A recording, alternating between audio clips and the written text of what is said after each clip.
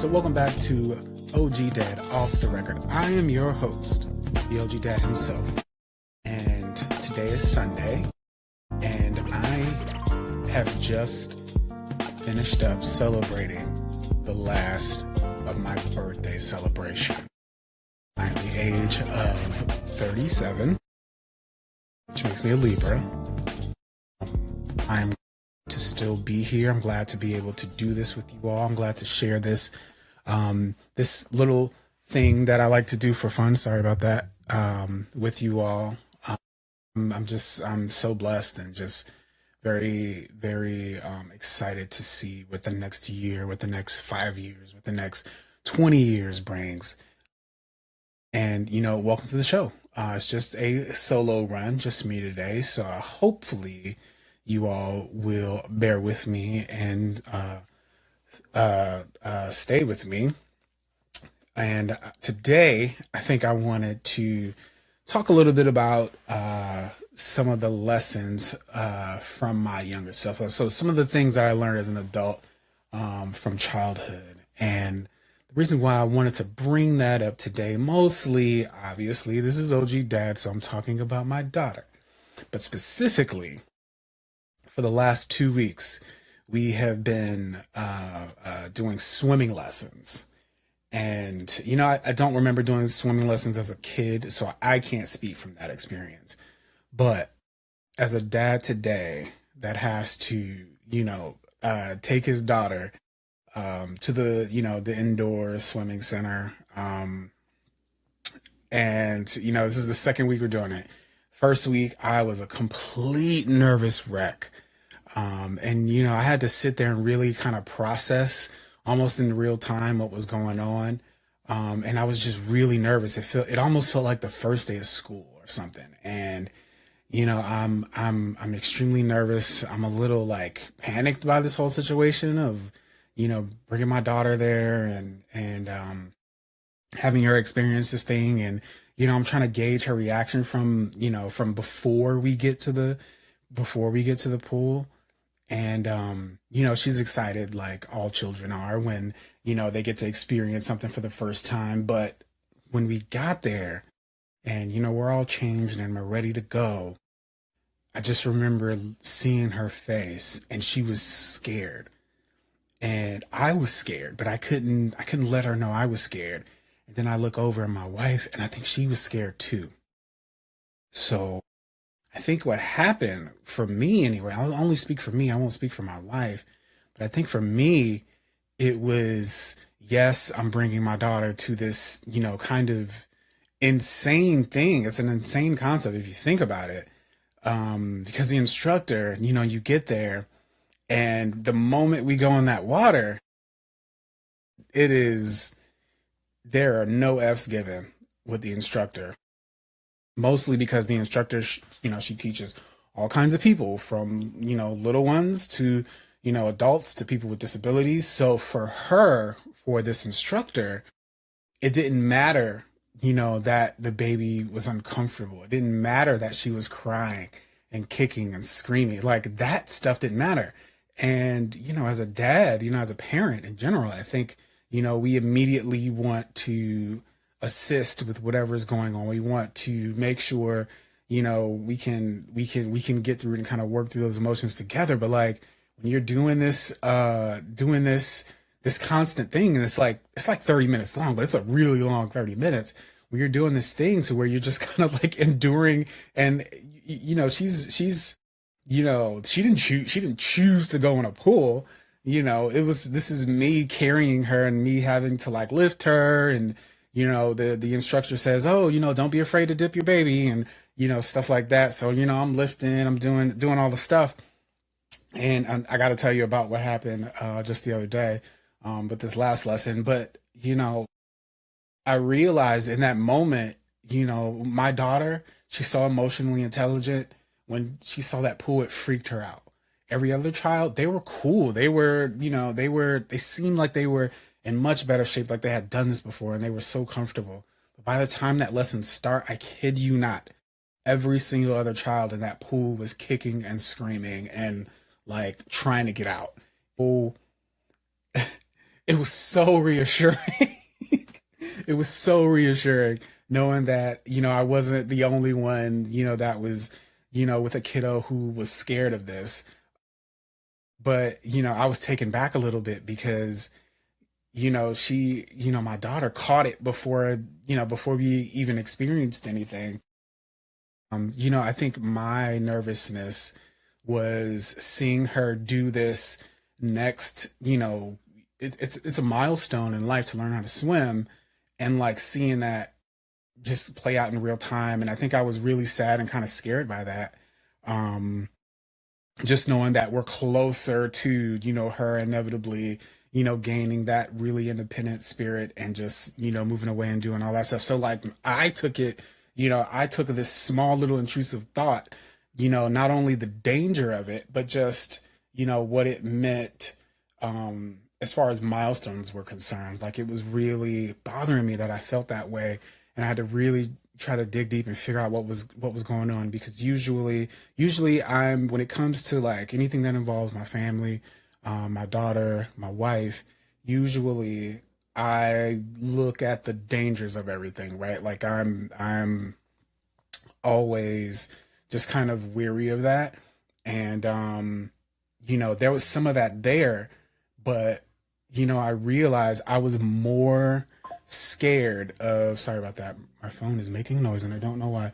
I was more scared of just knowing that she will eventually dominate this, which she'll do most definitely, but she'll also, just move on from it. Like it'll be like the pool will be a non thing for her, and it's just another thing that gets her closer and closer to, just becoming that independent adult. And that was something that terrified me. Um, and then the fear of like accidents and things like that happening. So it's just it's just constant mix of emotions. Like in the very short 30 minutes, I think I was relieved by the end of that lesson, but like certainly the buildup was real, and I could see like kind of the fear on my wife's face, and you know I saw that my daughter was getting nervous about it, and I was like, I can't show that emotion. I could certainly talk about it later, but in this moment, when I have these two other individuals who rely on me to keep them safe, I can't be afraid. Um, so I sucked it up. No diddy, and we did the lesson, and it was great. It was great. I actually ended up connecting with the instructor afterwards, because she did mention, she worked with people with disabilities, and I work in that field, and we're constantly doing interviews and stuff like that to people that work in the area. So it was definitely an opportunity for me to connect and potentially have another person on a different podcast I actually produce. So I'm hoping that'll happen someday. Miss Holly, if you're listening or watching, I haven't forgot about you. It's gonna happen. But yeah, so that was last week, lesson one.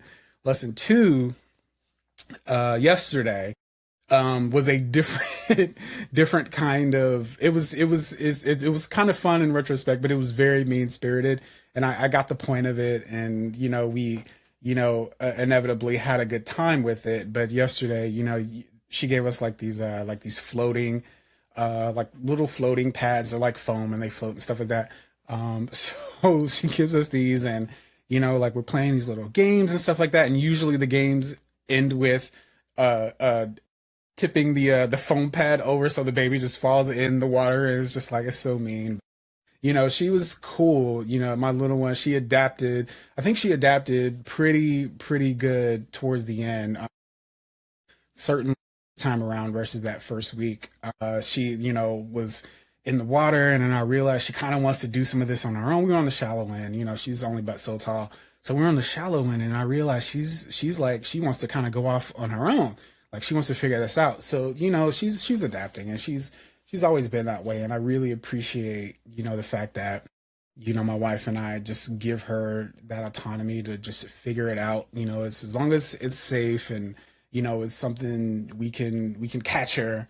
And if not, accidents happen. And hopefully she learned from that. But she definitely seemed like she was a little bit more comfortable with that water the other day, and I was just grateful to kind of witness that and um, be a part of that. So those are the things that I'm currently just kind of still wrapping my brain around, just because it's so just it's bizarre, like the things we have to do to kind of teach our children to do things. You kind of just have to throw them in it, and some stuff you could sit down and teach and learn, and you can kind of walk through step by step. The other things you just kind of gotta let them do it, and like, they're fine, and that's usually what it is.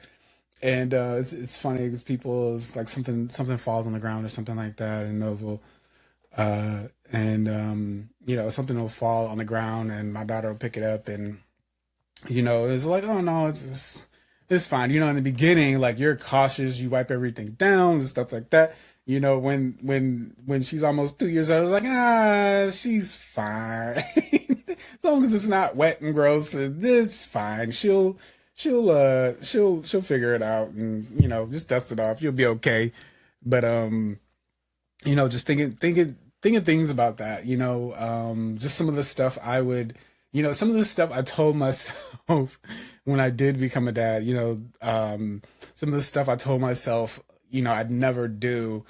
I was never gonna be that kind of dad. Never, and I would say for the most part, I am that dad. Um, we don't put our hands on our daughter, unless it's love. We don't we I try to go down to her level, like physically, just so I'm talking to her. So, I'm not standing over her. I'm 6 foot. So, when we're talking, I ask questions, and I ask about her day, and when I say the things I swear I would never do, I don't know if I had those thoughts. And to be perfectly honest, I don't truly believe I had those thoughts when I was younger. I don't see myself. First and foremost, I never saw myself as being a dad. In general, and to kind of pick up on some habits, and like, oh man, I remember my dad, did that with me, and I get it now. You know what I'm saying? Like, some of the things you kind of witness when you're younger, you pick up on as an adult, and you realize some of that stuff is super dated, and we don't do that anymore. But I think some foundational things are tried and true, and they will always work. So I still got a long ways to go, because she is only 18 months. But we'll see how this roller coaster goes, as time goes on. And I think what my parents got right with me is that I'm just kind of a critical thinker, and I tend to kind of go back and forth on things, especially when I have an idea for something, and I hope that my daughter, kind of brings that same spirit to how she approaches things, and I think she does that. When she's now, her responsibilities are nowhere close to what my wife and I have to do to live and exist. But usually it just consists of moving this item over there, carrying this bag with that bag, or figuring out how to put on shoes, which we are actively working on, because she should know how to put on her shoes. And she's trying to put on my shoes too, which is, that ain't gonna happen for a while. But my parents were right. My dad said, and I think I mentioned this episode one. My dad said, you will never sleep the same for the rest of your life, and that is factual. That is factual. I do not sleep the same. It is, I usually check on her before I go to bed. Um, and now we're starting getting the blankets and stuff like that. So, I'm super cautious when it comes to that kinds of stuff. But I definitely don't sleep as much as I used to, which isn't necessarily a bad thing. Because I like spending time with my family. This was I'll talk a little bit about my birthday here in a little bit, but I'm always wanting to do that stuff. And it's been a bit of an adjustment coming up here and just kind of, figuring out how to, live and do this and do that because, you used to do so much with your significant other, before you had a kid and, you know, um, she was busy before my wife. I'm talking to my wife, talking about my wife. She was busy before, but now, she's, twice as busy and we have a kid. So, those things, I kind of cherish, really want to hold on to just because, I don't want us to grow apart. I don't want the relationship between my wife and I to dissipate. And, I want my relationship with my daughter to be, positive and great. And I want us to do things. And, I really think about time getting away. And, I don't want time to get away. And in retrospect, it's easy to talk about, what shoulda, coulda, woulda been. But we have to do those things, and I have to do those things too. I have to be proactive on a lot of those things, just because it's easy to let that stuff get away from you. And it's easy to just forget. It's easy to fall in routine and just exist. And I don't want to do that. I don't want to just exist. I want to be proactive in my marriage and with my daughter as well. So it would probably be, breaking that cycle. My parents are great. I love them to death, and they did attend a lot of things, but a lot of things they didn't attend.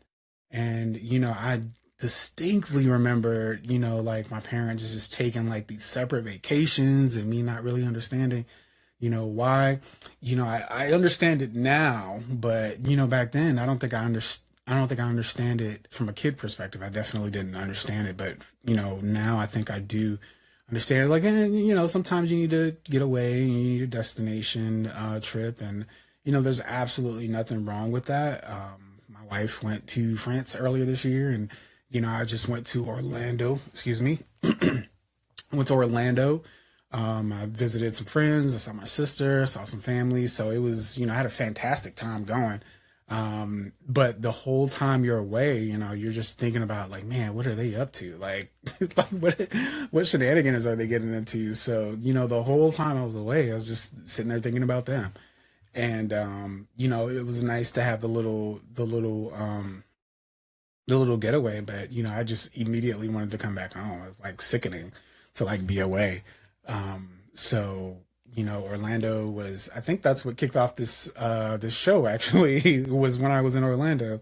So yeah, it feels like it was so long ago, but we're only on episode 4. So and I did a show about about parenting away from the responsibilities of parenthood.